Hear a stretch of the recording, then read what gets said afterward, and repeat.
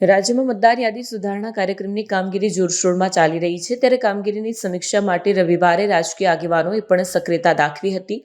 કેન્દ્રીય જળશક્તિ મંત્રી સી.આર. પાટીલ, નાયબ મુખ્યમંત્રી હર્ષ સંઘવી, સુરત શહેર ભાજપ પ્રમુખ પરેશ પટેલ અને પાલિકાની સ્થાયી સમિતિની ચેરમેન રાજન પટેલે સાગમટે રવિવારે બપોર સેન્ટ ઝેવિયર્સ શાળામાં કાર્યરત બૂથ અથવા તો ગણતરી ફોર્મ કેમ્પની મુલાકાત લઈ કામગીરીનું નિરીક્ષણ કર્યું. દરમિયાન મંત્રી સી.આર. પાટીલે એસઆઈઆરના ફોર્મ ભરવામાં આળસ ન કરવાની અપીલ શહેરીજનોને કરી હતી. વધુમાં સાંસદ મુકેશ દલાલ, શહેર પ્રમુખ પરેશ પટેલ, કરંજના ધારાસભ્ય પ્રવીણ ઘુઘારી, ઉધનાના ધારાસભ્ય મનુ પટેલ, 84 સંદીપ દેસાઈ, કતારગામ વિનુ મોરડિયા, વરાછા કુમાર કાનાણી, સુરત પશ્ચિમમાં પુણેશ મોદી, લિંબાયતમાં સંગીતા પાટીલે પોતપોતાના વિસ્તારમાં આવેલા બૂથની મુલાકાત લઈ કર્મચારી લોકો સાથે પરામર્શ કર્યો હતો. કામગીરી કરવાની છે ગુજરાતમાં હમણાં એની શરૂઆત થઈ છે.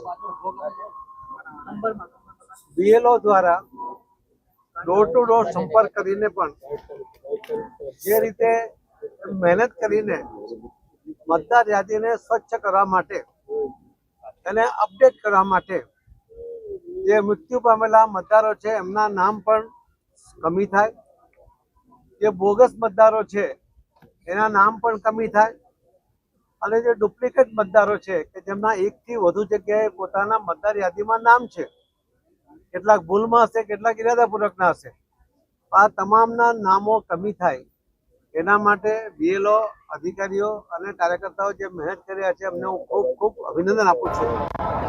ખૂબ વિકટ પરિસ્થિતિમાં ટેકનિકલ એરર પણ ઘણીવાર આવવાને કારણે પણ ત્યારે મતદાર દિવસના કદાચ કામ પર ગયો હોય એના કારણે મળતો ના હોય, કદાચ એને અણસમજને કારણે એની પાસે પુરાવા મેળવવામાં પણ એમને મુશ્કેલી પડતી હોય, છતાં એ ખંત સાથે જે મહેનત કરી રહ્યા છે એવા બીએલઓને ફરીથી ખૂબ ખૂબ અભિનંદન આપું છું.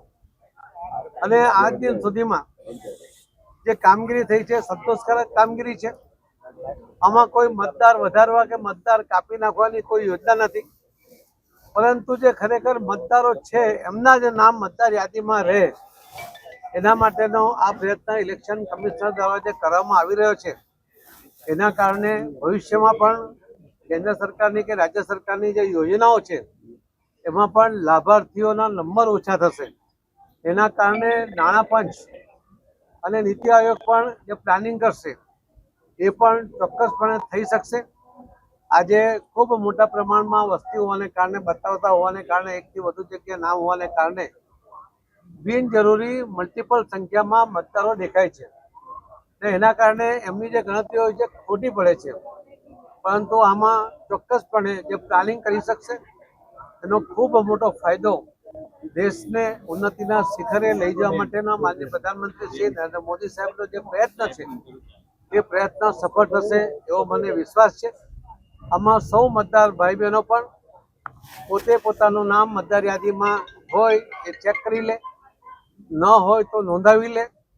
એકથી વધુ જગ્યાએ કદાચ રહી ગયો હોય, લગ્ન પહેલાનું હોય, લગ્ન પછીનું હોય, ટ્રાન્સફરને કારણે હોય કે અન્ય કારણોસર, તો એકથી વધુ જગ્યાએ હોય તો એ નામ પણ એક જ જગ્યાએ રાખવા માટે એ પ્રયત્ન કરી લે તો એના કારણે પણ દેશને ખૂબ મોટો ફાયદો થવાનો છે. હું ફરીથી ઇલેક્શન કમિશનરને ખૂબ ખૂબ અભિનંદન આપું છું કે એમના અધિકારીઓ, એમના કર્મચારીઓ અને રાજ્ય સરકારના પણ અધિકારીઓ અને બીએલઓ સુધી સતત ખૂબ મહેનત કરીને જે આ કામ કરી રહ્યા છે, આ દેશને પ્રગતિના પંથે લઈ જવા માટે એક ખૂબ મોટું કામ થઈ રહ્યું છે. સૌ કાર્યકર્તાઓને પણ અભિનંદન આપું છું કે એ પણ બીએલઓ સાથે રહીને એમને પૂરક બનવાનો પ્રયત્ન કરે છે, એમને મદદ કરવાનો પ્રયત્ન કરે છે, કેમ કે આ એક દેશ હિતનું કામ છે અને એ દેશ હિતનું કામ દરેકે કરવું જ જોઈએ એવો મારો મારી બધાને વિનંતી પણ છે, આગ્રહ પણ છે.